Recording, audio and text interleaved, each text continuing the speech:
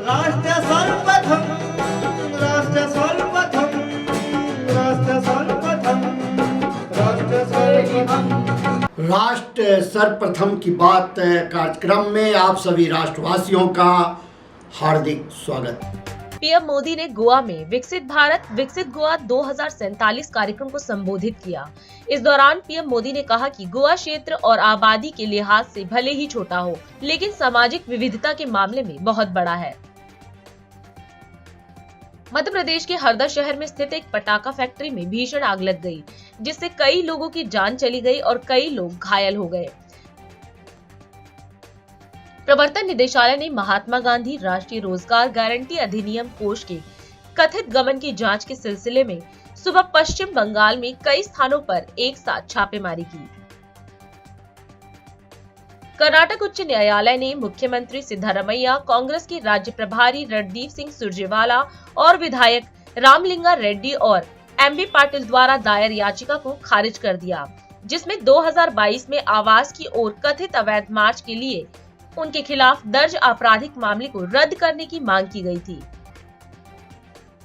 तमिलनाडु के मुख्यमंत्री MK Stalin ने अपने केरल समकक्ष पिनराई विजयन को एक पत्र लिखा, जिसमें कहा गया है कि वह राज्य के लिए केंद्रीय धन को कथित रूप से लेने के लिए केंद्र के खिलाफ केरल सरकार द्वारा उठाए गए कानूनी कदमों के प्रति पूरा समर्थन देते हैं। गृह राज्य मंत्री नित्यानंद रॉय ने जम्मू कश्मीर स्थानीय निकाय कानून विधेयक 2024 को सदन में चर्चा और पारित कराने के लिए रखते हुए कहा, यह पंचायत और नगर निकाय के चुनाव में ओबीसी को अधिकार देने वाला विधेयक है। राज्यसभा में विभिन्न दलों के सदस्यों ने जल प्रदूषण को लेकर गहरी चिंता जताते हुए सरकार से इसे रोकने के लिए समुचित कदम उठाने का सुझाव दिया और कहा कि उद्योगों को अपनी जरूरतों के अनुसार पानी का प्रयोग करते समय यह ध्यान रखना चाहिए कि उसके माध्यम से जल संदूषण न हो।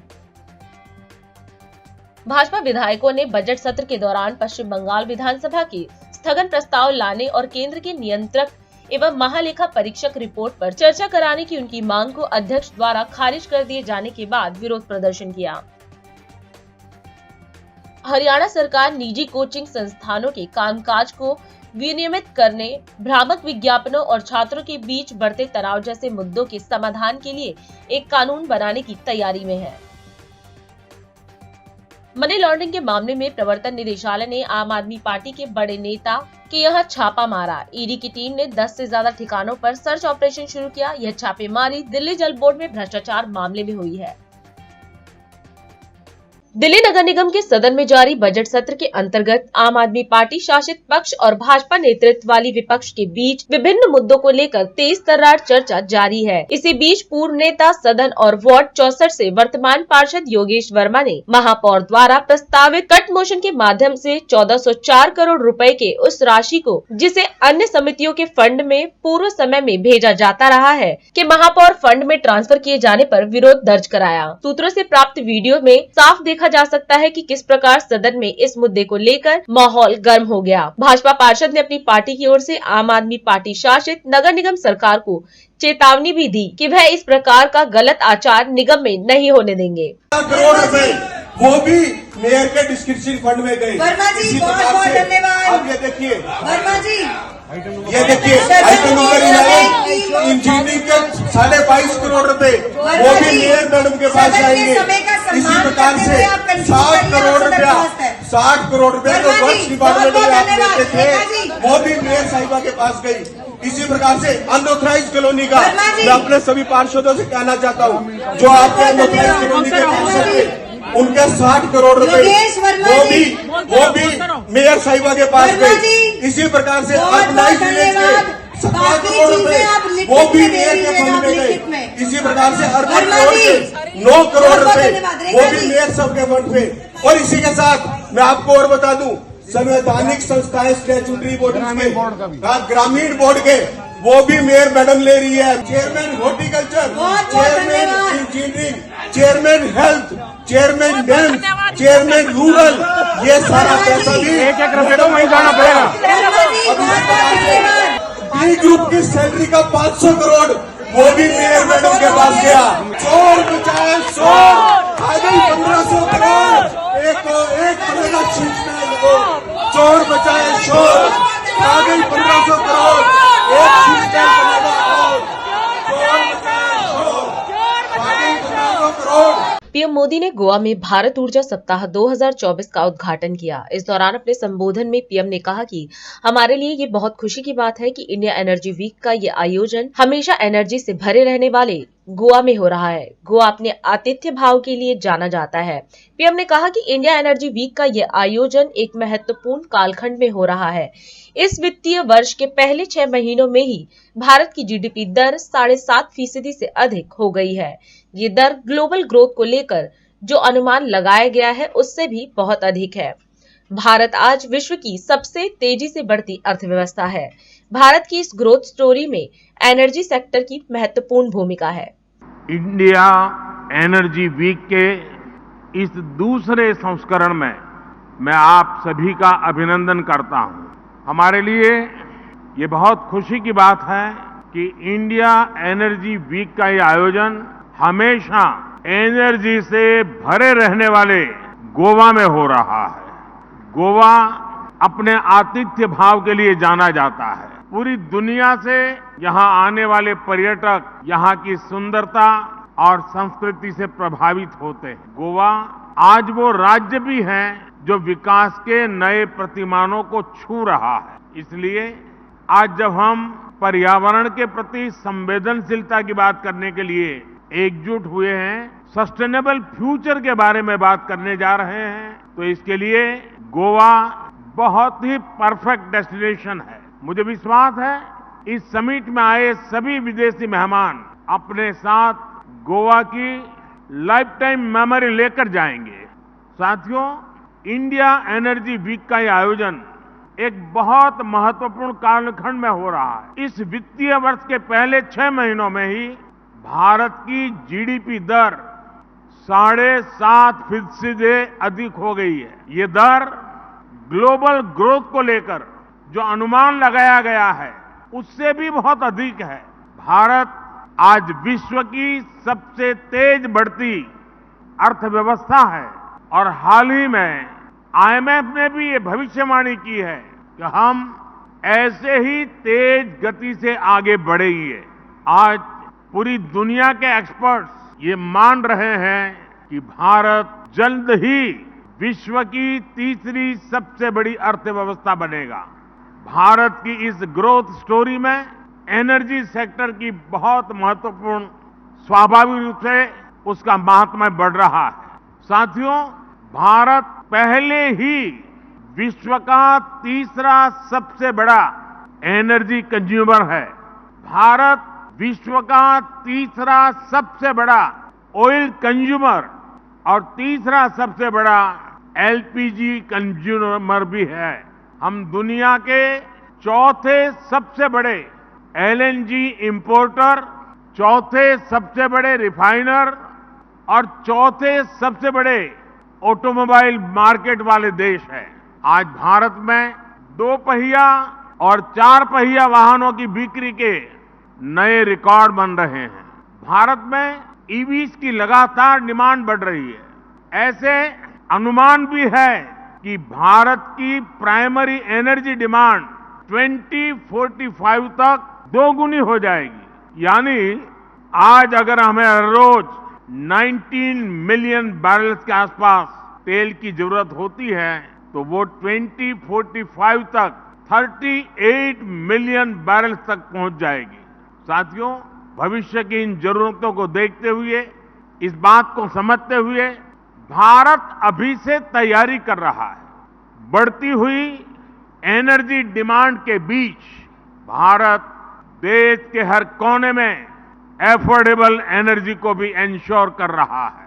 भारत ऐसा देश है जहां अनेक ग्लोबल फैक्टर्स के बाद भी बीते 2 सालों में पेट्रोल और डीजल के दाम कम हुए। इसके अलावा भारत ने 100% इलेक्ट्रिसिटी कवरेज हासिल करते हुए बिजली को करोड़ों घरों तक पहुंचाया है और ऐसे प्रयासों के कारण ही आज भारत विश्व के मंच पर एनर्जी सेक्टर में इतना आगे बढ़ रहा है। साथियों, आज भारत ग्रीन हाइड्रोजन के क्षेत्र में भी तेजी से आगे बढ़ रहा है। नेशनल ग्रीन हाइड्रोजन मिशन के कारण भारत जल्द ही हाइड्रोजन प्रोडक्शन और एक्सपोर्ट का केंद्र बनने वाला है। मुझे विश्वास है भारत का ग्रीन एनर्जी सेक्टर इन्वेस्टर्स और इंडस्ट्री दोनों को श्योर शॉर्ट विनर बना सकता है। साथियों, इंडिया एनर्जी वीक का ये आयोजन सिर्फ भारत का आयोजन नहीं है, ये आयोजन India with the world and India for the world इस भावना का प्रतिबिंब है और इसलिए ये मंच आज एनर्जी सेक्टर से जुड़े विचार विमर्श और अनुभवों को साझा करने का मंच बन गया है। आइए एक दूसरे से सीखने पर, तकनीक की साझेदारी पर और सस्टेनेबल एनर्जी के नए रास्तों को तलाशने पर एक साथ आगे बढ़ते हैं। केंद्रीय मंत्री मीनाक्षी लेखी ने दिल्ली के भाजपा मुख्यालय में प्रेस वार्ता कर दिल्ली सरकार पर जोरदार हमला बोला। उन्होंने दिल्ली को अव्यवस्थित करने के लिए दिल्ली सरकार को जिम्मेदार ठहराया। केंद्रीय मंत्री ने कहा कि खुद को ईमानदार बताकर सत्ता में आए लोग आज भ्रष्टाचार की परिभाषा बन गए हैं। वहीं उन्होंने ईडी के द्वारा भेजे गए समन के विषय में चर्चा करते हुए कहा कि ईडी के 5 समन आने के बाद भी सीएम केजरीवाल ईडी के सामने पेश नहीं हुए। जैसा कि आप जानते हैं कि कुछ लोगों ने दिल्ली को वेंटिलेटर पर डाल दिया है और लगातार दिल्ली को अव्यवस्थित करने के लिए जो लोग जिम्मेवार हैं और इनकी जो मैनेजमेंट की व्यवस्थाएं हैं वो कमजोर हैं, जिसका एक दृश्य कल भी देखने को मिला कोर्ट कचहरी के अंदर कि कोर्ट ने कहा कि 6 सीटी स्कैन की मशीन्स हैं दिल्ली में 3 करोड़ की आबादी पर, और जब एफिडेविट को चेक किया गया तो वो एफिडेविट भी झूठा पाया गया। लगातार वो लोग जो ईमानदारी कट्टर ईमानदार कहकर अपनी जगह पर बनाए थे और वायदा किया था, वही लोग कहीं ना कहीं भ्रष्टाचार की परिभाषा बन गए हैं और ऐसा हमें लगातार देखने को मिल रहा है। आज हेल्थ इंफ्रास्ट्रक्चर की बात करूं, जल बोर्ड की बात करूं, 5 समन ईडी के अवॉइड किए गए हैं और उन 5 समन्स के जाने के बावजूद भी ये व्यक्ति जो है ईडी के आगे नहीं गए। स्वास्थ्य सेवाएं जो है किसी भी राज्य की रीढ़ की हड्डी होती है और ऐसी रीढ़ की हड्डी को मजबूत करने की बजाय लगातार बर्बाद करने का काम किया। अभी तक शराब घोटाले में जिक्र चल रहा था और ईडी के समन्स का जवाब नहीं दिया जा रहा था, तो जल बोर्ड के अंदर घोटाला सामने आया, हेल्थ इंफ्रास्ट्रक्चर के अंदर घोटाला सामने आया। और अगर मैं हेल्थ की बात करूं तो नंबर ऑफ बेड्स इन्होंने वायदा किया था 30,000 बेड्स बनाने का, वो कोई बेड सामने नहीं है। इन्होंने वायदा किया था कि इंश्योर करेंगे कि जो इंटरनेशनल स्टैंडर्ड्स हैं 5 बेड प्रति 1000 लोगों के ऊपर, वो 2.5 बेड भी प्रति 1000 लोगों के ऊपर नहीं है। जो वायदा किया था कि 900 प्राइमरी हेल्थ सेंटर्स बनाए जाएंगे, वो प्राइमरी हेल्थ सेंटर तो बंद हो गए हैं और जो संख्या है वो 200-300 के आसपास पहुंची हुई है।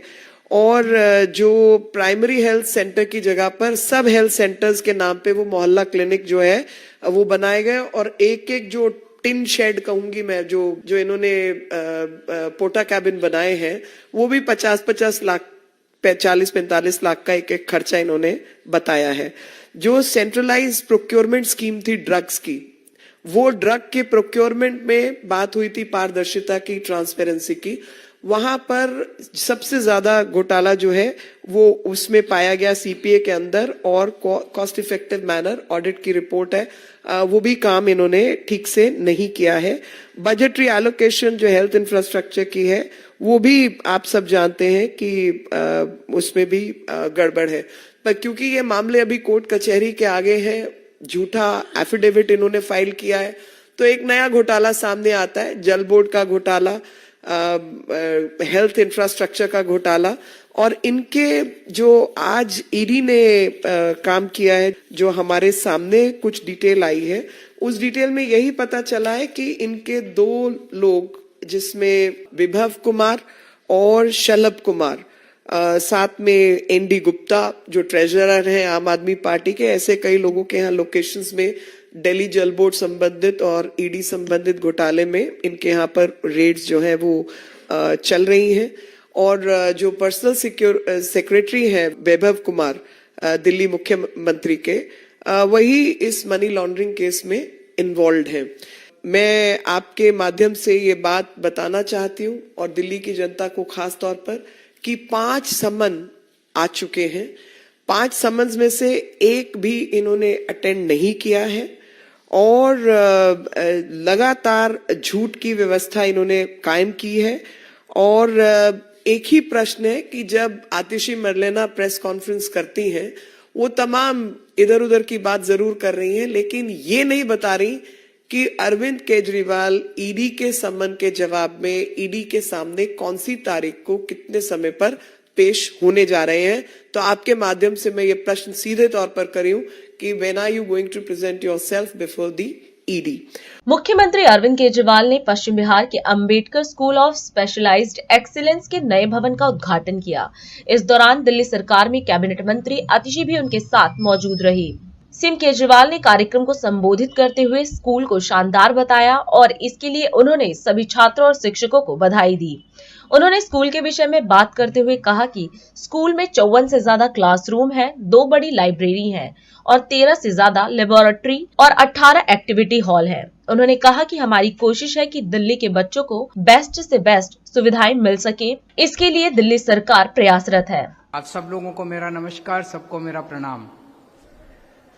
अभी जब मैं स्कूल में बाहर से घुसा, पहली नजर जब बिल्डिंग में पड़ी, जैसे मैं गाड़ी से नीचे उतरा, मैं यकीन के साथ कह रहा हूं, मेरे मुंह से ये निकला, oh wow what a school. फिर जब अंदर अभी हम राउंड लगा रहे थे, इतनी फैसिलिटीज, इतना शानदार स्कूल, तो तब मैं एक बार तो मेरे मन में आया, काश मैं भी ऐसे ही स्कूल में पढ़ा होता। मैं हिसार का रहने वाला हूं और हिसार के सबसे बेस्ट प्राइवेट स्कूल में मैंने शिक्षा प्राप्त की थी, लेकिन वो सबसे बेस्ट प्राइवेट स्कूल भी इतना बेस्ट नहीं था जितना आपका स्कूल है। बहुत शानदार स्कूल है। सभी बच्चों को, सभी पेरेंट्स को, सभी टीचर्स को बहुत बहुत बधाई कि आपको इतना शानदार स्कूल मिला है। मुझे पता चला यहाँ पे 54 से ज्यादा क्लासरूम्स हैं, 2 बड़ी बड़ी लाइब्रेरीज हैं, 13 से ज्यादा लेबोरेटरीज हैं। अभी हमने कंप्यूटर लैब देखी, उसी तरह की 13 लेबोरेटरीज हैं अलग अलग, और 18 एक्टिविटी हॉल हैं, 1 मल्टीपर्पज हॉल है। इतनी शानदार फैसिलिटीज। दिल्ली के जो बड़े से बड़े नामी गिरामी स्कूल भी हैं, मैं आपको चैलेंज कर सकता हूं, वहां भी इतनी फैसिलिटीज नहीं होंगी जितनी आज आपके स्कूल के अंदर है। तो अब हमारी कोशिश है कि दिल्ली के बच्चों को बेस्ट से बेस्ट शिक्षा मिलनी चाहिए, चाहे कोई अमीर का बच्चा हो, चाहे गरीब का बच्चा हो, सब लोगों को अच्छी से अच्छी शिक्षा मिलनी चाहिए। यहां पे 1200 के करीब बच्चे एडमिशन लेंगे। पिछले 1 साल के अंदर मैं कैलकुलेट कर रहा था, हमने दिल्ली में इतने स्कूलों का उद्घाटन किया है जिसमें लगभग 1.5 लाख बच्चे पढ़ेंगे। इतनी तेजी के साथ दिल्ली के अंदर एजुकेशन के इंफ्रास्ट्रक्चर को बढ़ाया जा रहा है। इतने सारे नए नए सरकारी स्कूल खोले जा रहे हैं, इतने बड़े स्तर के ऊपर मौजूदा सरकारी स्कूल के इंफ्रास्ट्रक्चर को अच्छा किया जा रहा है। यही स्कूल मुझे बताया गया 1997 में बना था। इसकी बिल्डिंग जो है जर्जर हो गई थी, इसको अनसेफ डिक्लेयर कर दिया गया था, और उस बिल्डिंग को तोड़ के आज ये नई शानदार इमारत बनाई गई है। इसी तरह से पूरी दिल्ली के अंदर जहां जहां सरकारी स्कूल खराब हो गए थे, टूट गए थे, लगभग सभी बिल्डिंग्स को तोड़ के नई बिल्डिंग्स का निर्माण किया जा रहा है, जिसकी वजह से बच्चों को और टीचर्स को कॉन्फिडेंस आ रहा है और अच्छी पढ़ाई हो रही है और अच्छे नतीजे आने लगे हैं। हमने तय किया भाई बाकी सारी चीजें तो बाद में भी हो जाएंगी, सबसे पहले बच्चों को अच्छी शिक्षा का इंतजाम करना है। आते ही हमने दिल्ली में शिक्षा का बजट पहले 5,000 करोड़ था, आते ही पहले साल में हमने उसको 10,000 करोड़ का बजट कर दिया एक स्ट्रोक के अंदर। तब इतने सारे सरकारी स्कूल बनने लगे। ऐसे ही नहीं बन रहे इतने सारे अच्छे, इतनी सुविधाएं जो मिल रही हैं, पैसा खर्चना पड़ता है।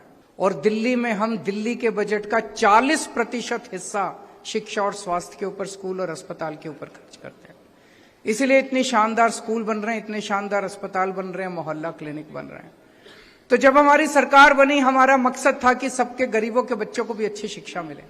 तो कई लोग कहते थे ऐसा करो जी, ये कंपलसरी कर दो, ऑर्डर जारी कर दो कि सारे आईएएस अफसरों के बच्चे, आईपीएस अफसरों के बच्चे, मंत्रियों के बच्चे सरकारी स्कूल में पढ़ेंगे। जबरदस्ती कर दो। जबरदस्ती करने से शिक्षा अच्छी नहीं होती। हमने दूसरी चीज अपनाई, दूसरा आइडिया अपनाया कि हम सारे सरकारी स्कूलों को इतना अच्छा कर देंगे कि सभी मंत्री IAS अफसर अपने अपने बच्चों को वॉलंटरली इन स्कूलों के अंदर दाखिल कराना चालू करेंगे। और आज मुझे कहते हुए खुशी हो रही है, हमारे कई MLA ऐसे हैं जिन्होंने अपने बच्चों को प्राइवेट स्कूल से निकाल के सरकार, गुलाब सिंह है हमारे मटियाला वाले, अमानतुल्लाह खान है हमारे ओखला वाले, और भी कई MLAs हैं जिन्होंने अपने बच्चों को प्राइवेट स्कूल में पढ़ रहे थे, अच्छा खासा पढ़ रहे थे, उन्होंने उसको निकाल के सरकारी स्कूल में भर्ती कराया क्योंकि उनको लगता है कि उनके एरिया का सरकारी स्कूल अब बहुत अच्छा हो गया। तो हमारा ये मॉडल सक्सेसफुल हो। हमने सबके लिए अच्छी शिक्षा का इंतजाम किया, हमने ऑर्डर पास करके जबरदस्ती नहीं की। अब इतनी अच्छी शिक्षा है कि लोग अपने आप अपने बच्चों को सरकारी स्कूल में पढ़ाना चाहते हैं। तो आज आप लोगों को इतना शानदार स्कूल मिला, आपके साथ इस मौके पे, उद्घाटन के मौके पे शरीक होकर मुझे आज बहुत अच्छा लग रहा है। सभी टीचर्स को, सभी पेरेंट्स को, सबको बहुत बहुत बहुत बहुत बधाई। Thank you. अभी समय है एक ब्रेक का, हम चलते हैं ब्रेक पर, आप कहीं जाए नहीं, छोटा सा break. Powered by Kamal Buildtech Private Limited, fulfilling promises. With our professional team and experience of delivering projects, in past we guarantee you peace of mind and top quality work in an affordable price. और अधिक खबरों के लिए आप हमारे YouTube channel दैनिक India दर्पण को अभी सब्सक्राइब करें और नोटिफिकेशन के लिए बेल आइकन को प्रेस करना ना भूलें।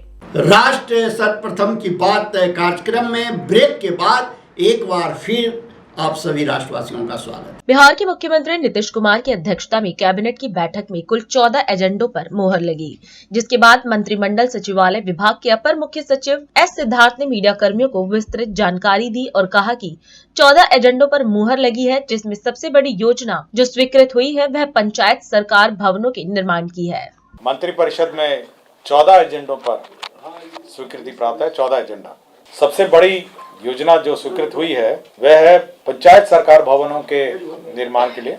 राज्य में 2165 पंचायत सरकार भवन निर्माण किए जाएंगे, जिसमें बाढ़ प्रभावित क्षेत्र में 1082 और सामान्य क्षेत्र में 1083। तो आपके 2165 पंचायत सरकार भवन निर्माण किए जाएंगे। 6010 करोड़ का इस पर व्यय होगा, 6010 करोड़ का व्यय होगा। तो सबसे बड़ी योजना है जो मंत्रिपरिषद ने 2165 पंचायत सरकार भवनों के निर्माण के लिए स्वीकृति। उद्योग विभाग का एक raising and accelerating MSME performance RAMP योजना की स्वीकृति के संबंध में था। जो MSME जो उद्योगपति हैं उनको hand holding, training, capacity building, Bharat सरकार की असेंबली स्पॉन्सर्ड स्कीम है, रैम्प करके है, और इसके अंतर्गत 140.74 करोड़ की स्वीकृति प्राप्त हुई है। विज्ञान एवं प्रौद्योगिकी विभाग में जो आपके इंजीनियरिंग कॉलेज हैं, राजकीय इंजीनियरिंग कॉलेज हैं, उनके छात्र छात्राओं को इंटर्नशिप नीति एक स्वीकृत हुई। इंटर्नशिप नीति के अंतर्गत एक इंटर्नशिप पॉलिसी लाए हैं, जिसमें 10,000 रुपये आपका इंटर्नशिप में दिया जाएगा, और तीसरे सेमेस्टर के बाद 4 सप्ताह का, 5वें सेमेस्टर में 6 सप्ताह का और 7वें सेमेस्टर में 8 सप्ताह का प्रावधान किया गया है। और इसमें जितने सरकारी निगम हैं, हमारे सरकारी संस्थाएं हैं, उसमें इंटर्नशिप हो सकेगी, और इनका इंटर्नशिप प्रोत्साहन राशि जो है वो 10,000 रुपये देय होगी। विज्ञान प्रौद्योगिकी एवं तकनीकी शिक्षा विभाग अंतर्गत कार्यालय प्रचारी का नियुक्ति चल रहा था, और उसके बाद वो एडवर्टाइजमेंट रद्द हुआ और फिर से उसका संशोधित नियमावली उसके अंतर्गत परीक्षा लिया जा रहा था। तो पूर्व में जो परीक्षा शुल्क लिया जा रहा था उसके आलोक में नए परीक्षा में परीक्षा शुल्क नहीं लिया जाएगा। पशु एवं मत्स्य संसाधन विभाग के 3 प्रस्ताव थे। पहला प्रस्ताव था ये बेहतर पशु स्वास्थ्य प्रबंधन एवं आधारभूत व्यवस्थाएं में 193 और केंद्र प्रायोजित राष्ट्रीय पशुधन स्वास्थ्य रोग नियंत्रण कार्यक्रम के अंतर्गत 96 करोड़ और राज्यांश के रूप में 64 करोड़, तो कुल 193.91 करोड़ का 193.91 करोड़ का योजना है। और इसमें जो पशु के डोर स्टेप डिलीवरी, मतलब पशु की पालकों को डोर स्टेप डिलीवरी की सुविधा उपलब्ध होगी। दूसरा प्रस्ताव ये था जो प्रधानमंत्री मत्स्य संपदा योजना, इसमें 1,04,04,90,43,000 रुपये इस ये योजना है, जो ऑनगोइंग स्कीम है। प्रधानमंत्री मत्स्य संपदा योजना जो है 2023-24 के लिए भी स्वीकृत हुई है। और तीसरा है ये RIDF, नाबार्ड के अंतर्गत RIDF लोन के अंतर्गत है, जिसमें 200 अदद एनिमल एम्बुलेटरी वैन, 8 अदद animal lifting and carrying vehicle, और राज्य स्कीम में ये 7 निश्चय 2 का भी पार्ट है, इसमें 41.38 करोड़ होगा। तो 200 एम्बुलेटरी वैन है और 8 एनिमल लिफ्टिंग व्हीकल भी हैं, तो इसके अंदर व्यय होगा। 3 योजनाएं हैं प्रधानमंत्री ग्राम सड़क योजना। ये योजना फेज 3 की है। एक किशनगंज जिले की है ठाकुरगंज प्रखंड में, दूसरा दरभंगा जिले के किरतरपुर प्रखंड में है और तीसरा आपका किशनगंज जिले के टेढ़ागाछी प्रखंड में है। तो 3 योजनाएं स्वीकृत हुई हैं। एक में 64 करोड़ 67 लाख 11 हजार रुपए व्यय होगा। ये किशनगंज जिले के ठाकुरगंज प्रखंड का रोड है। दरभंगा जिले के किरतरपुर प्रखंड में 35 करोड़ 7 लाख 49 हजार रुपए का रोड स्वीकृत हुआ है। और योजना संख्या ये प्रधानमंत्री ग्राम सड़क योजना किशनगंज में 31 करोड़ 42 लाख रुपए, तो 3 प्रधानमंत्री ग्रामीण सड़क योजना में स्वीकृत हुए। विज्ञान प्रौद्योगिकी एवं तकनीकी शिक्षा विभाग NIT पटना, आपको याद होगा कि 4 तारीख को माननीय मुख्यमंत्री जी गए थे वहाँ पे और उन्होंने एक इंक्यूबेशन सेंटर स्थापित करने की घोषणा की थी 4 तारीख को। तो ये B+G+4 basement plus ground plus 4 और फर्नीचर सहित और अन्य जो इंक्यूबेशन सेंटर है NIT का, ये 47 करोड़ 76 लाख रुपए की स्वीकृति दी है, प्रशासनिक स्वीकृति। आगामी लोकसभा निर्वाचन में 2024 और 25 में जो पर्सनल मैनेजमेंट है सॉफ्टवेयर जो है, जिसके माध्यम से इलेक्शन पर्सनल का डिप्लॉयमेंट होता है, मॉनिटरिंग होता है, वह NIC द्वारा उनकी संस्था NICSI से कराए जाने का निर्णय लिया गया है। इसकी अनुमति दी गई है इलेक्शन विभाग को। नगर विकास विभाग में जो नगर निकायों के लिए वाणिज्यिक कर विभाग द्वारा पेशा कर जो वसूली होती है, उसे 75 करोड़ जो है वो विभिन्न नगर निकायों को विमुक्त करने के लिए प्रस्ताव आया था। ये नगर विकास एवं आवास विभाग का है। और अंतिम एजेंडा ये था कि योजना एवं विकास विभाग का, जिसमें राज्य योजना अंतर्गत जो कार्यरत बिहार मौसम सेवा केंद्र जो सृजित पद हैं, ये पहले योजना मद में थे और हर 5 साल इसको रिन्यू होना था। अब एक गैर योजना मद में स्थानांतरित कर दिया गया। ये योजना को ही स्थानांतरित गैर योजना में कर दिया गया है। इसमें 10 हैं आपके प्रशासनिक पद हैं और तकनीकी विशेषज्ञ पद 43 हैं। झारखंड के गुमला जिले में राहुल गांधी ने प्रेस वार्ता कर भारत जोड़ो न्याय यात्रा के विषय में चर्चा की। इस दौरान राहुल ने कहा कि इस साल हमने भारत जोड़ो न्याय यात्रा शुरू की है। उन्होंने कहा कि आज देश के सामने सबसे बड़ा मुद्दा अन्याय का है और ये अन्याय 5 तरीके का है। आज देश में युवाओं, किसानों, महिलाओं, श्रमिकों के साथ अन्याय हो रहा है और हम इस अन्याय के खिलाफ लड़ने के लिए भारत जोड़ो न्याय यात्रा निकाल रहे हैं। जैसे आप जानते हैं, पिछले साल हमने भारत जोड़ो यात्रा की थी। कन्याकुमारी से कश्मीर 4000 किलोमीटर चले।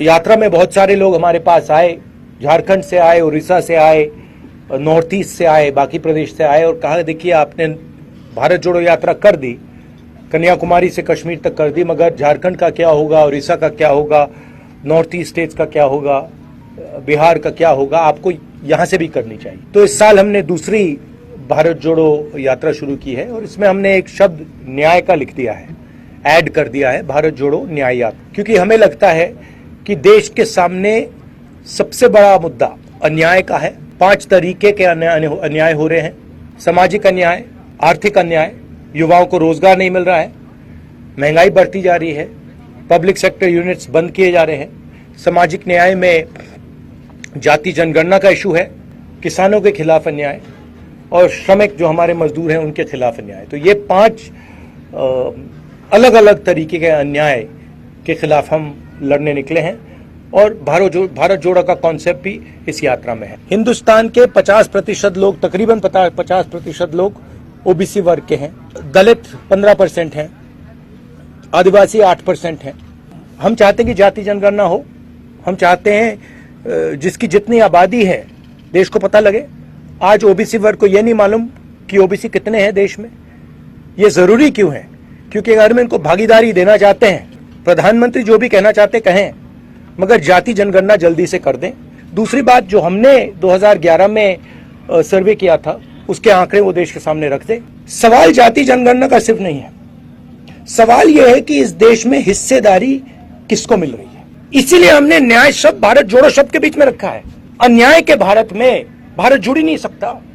देश के सामने सबसे बड़ा मुद्दा अन्याय का है और सबसे बड़ा अन्याय दलित, आदिवासी, पिछड़ों के खिलाफ हो रहा है। इसीलिए मैं इसको रख रहा हूं और इसीलिए मैं जाति जनगणना के लिए लड़ रहा हूं और मैं पीछे हटने वाला नहीं हूं। और अधिक खबरों के लिए आप हमारे YouTube चैनल दैनिक इंडिया दर्पण को अभी सब्सक्राइब करें और नोटिफिकेशन के लिए बेल आइकन को प्रेस करना ना भूलें। आज हम इस कार्यक्रम में आपसे विदा लेते हैं। आप अन्य खबरों के लिए बने रहे। राष्ट्र सर्वप्रथम, वंदे मातरम, जाग उठा है भारत। राष्ट्र सर्वप्रथम, राष्ट्र सर्वप्रथम, राष्ट्र सर्वप्रथम। करेगी हम